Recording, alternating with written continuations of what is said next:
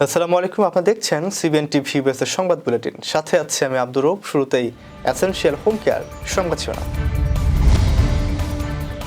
মেয়ে শ্বশুরকে মধ্যপ্রাচ্য বিষয়ক উপদেষ্টা বানালেন ট্রাম্প। অবৈধভাবে যুক্তরাষ্ট্রে প্রবেশের সময় ৪৩,০০০-এর বেশি ভারতীয় আটক। সার্ককে পুনরুজ্জীবিত করার আহ্বান ডক্টর ইউনূসের। এবং ভারতীয় মিডিয়ার অপপ্রচারের বিরুদ্ধে সত্য তুলে ধরতে বললেন স্বরাষ্ট্র উপদেষ্টা। শুনছিলেন এসেনশিয়াল হোম কেয়ার সংবাদ শিরোনাম। এবার বিস্তারিত। নবনির্বাচিত মার্কিন president Donald Trump Lebanese American ব্যবসায়ী মাসাদ বুলোসকে যুক্তরাষ্ট্রের মধ্যপ্রাচ্য ও আরব বিষয়ক উপদেষ্টা হিসেবে মনোনয়ন দিয়েছেন।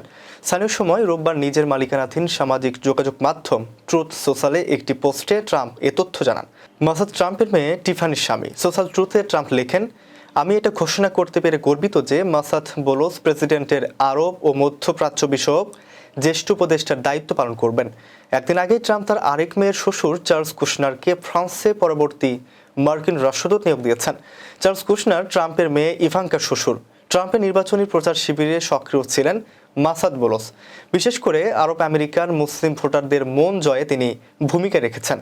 মাসাদের বাবা এবং দাদা উভয়ই লেবাননের রাজনীতির সঙ্গে জড়িত ছিলেন। তার শ্বশুর লেবাননের রাজনৈতিক দল ফ্রি প্যাট্রিয়টিক মুভমেন্টের অর্থের যোগানদাতা। এটি হিজবুলের সঙ্গে সংশ্লিষ্ট একটি খ্রিস্টান দল। কানাডার সীমান্ত দিয়ে যুক্তরাষ্ট্রে প্রবেশের সময় চলতি বছর ৪৩,০০০-এর বেশি ভারতীয় আটক হয়েছেন। মার্কিন শুল্ক বিভাগ ও সীমান্ত প্রতিরক্ষা সংস্থার সাম্প্রতিক এক জরিপে উঠে এসেছে এমন তথ্য। সংশ্লিষ্টরা বলছেন, যুক্তরাষ্ট্রের চেয়ে কানাডার ভিসা পেতে কম সময় লাগায় এবং দুই দেশের সীমান্তে কড়া নজরদারি না থাকায় এই রুট বেছে নেন অবৈধ অভিবাসীরা। যুক্তরাষ্ট্রের প্রেসিডেন্ট নির্বাচনে জয়ী হয়ে অবৈধ অভিবাসীদের বিরুদ্ধে কঠোর অবস্থানের ঘোষণা দেন ডোনাল্ড ট্রাম্প। অবৈধদের বিরুদ্ধে সেনাবাহিনীকে ব্যবহার করবেন বলেও জানান তিনি।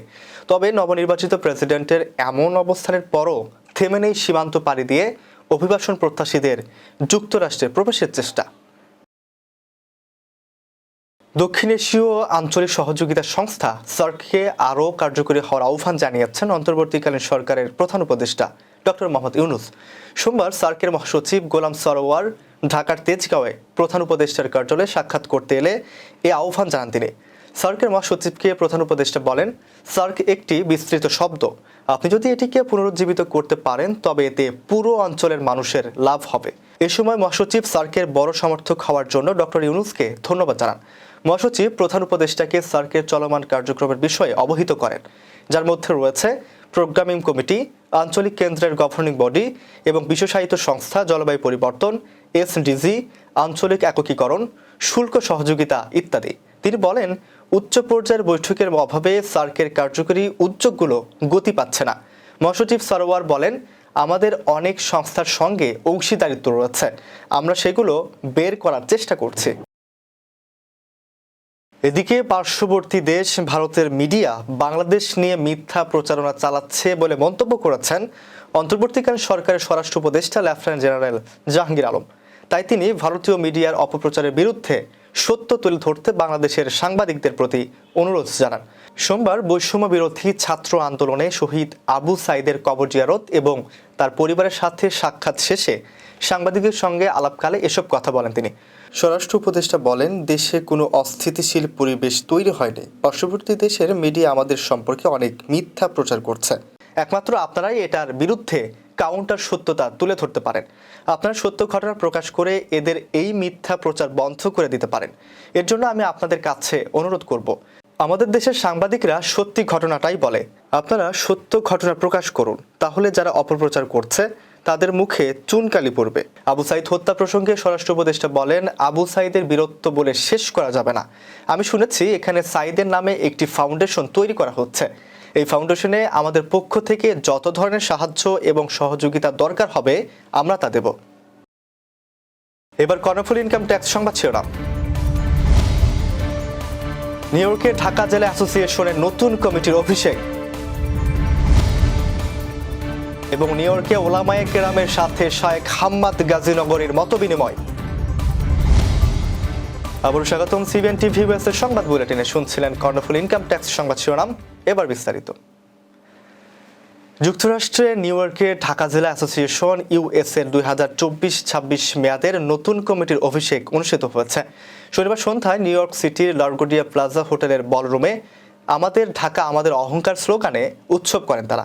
অনুষ্ঠানে নতুন কমিটির সভাপতি দুলাল বেহদু ও সাধারণ সম্পাদক আমিনুল ইসলাম সহ অন্যান্য কর্মকর্তাদের শপথ পাঠ করান সংগঠনের প্রধান নির্বাচন কমিশনার আমানুল্লাহ আমান। অনুষ্ঠানের প্রধান অতিথি ছিলেন বিএনপি নেতা গিয়াস আহমেদ। বিশেষ অতিথি ছিলেন নিউ অরলিন্স ইউনিভার্সিটির এমিরিটাস অধ্যাপক মোস্তফা সরোয়ার। অনুষ্ঠানে গিয়াস আহমেদ বলেন, আঞ্চলিক সংগঠনের মধ্য দিয়ে আমাদের সম্প্রতির ঐতিহ্য ও সৌহার্দ্যের বন্ধন অটুট রেখে কল্যাণমূলক কাজে পরস্পরের সহযোগিতার পাশাপাশি ফেলে আসা প্রিয় স্বদেশের উন্নয়নে নিবেদিত থাকতে চাই। নিউ ইয়র্কে উলামায়ে কেরামের সাথে মতবিনিময় করেছেন শাইখ আহমদ গাজীনগরী। শুক্রবার সন্ধ্যায় ব্রঙ্কসে মুহাদ্দিসে গাজীনগরী ফাউন্ডেশন নর্থ আমেরিকা বাংলাদেশের বর্তমান প্রেক্ষাপট ও ইসলামী রাজনীতি শীর্ষক এ সভার আয়োজন করে। দারুল আহনাফ নিউ ইয়র্কের প্রিন্সিপাল মাওলানা হামিদুর রহমান আশরাফের সঞ্চালনায় এতে সভাপতিত্ব করেন ফাউন্ডেশনের প্রেসিডেন্ট, শিক্ষাবিদ ও রাজনীতিক শাইখ আহমদ গাজীনগরী। সভায় বক্তব্য দেন ইউনাইটেড ইমাম অ্যান্ড ওলামা কাউন্সিল অব নিউ ইয়র্কের প্রেসিডেন্ট শাইখ রফিক আহমেদ রেফাহি, দারুল কোরআন ওয়াজ সুন্নাহ নিউ ইয়র্কের মুহাদ্দিস মাওলানা ইব্রাহিম আলী কাশেম সহ আরও অনেকেই।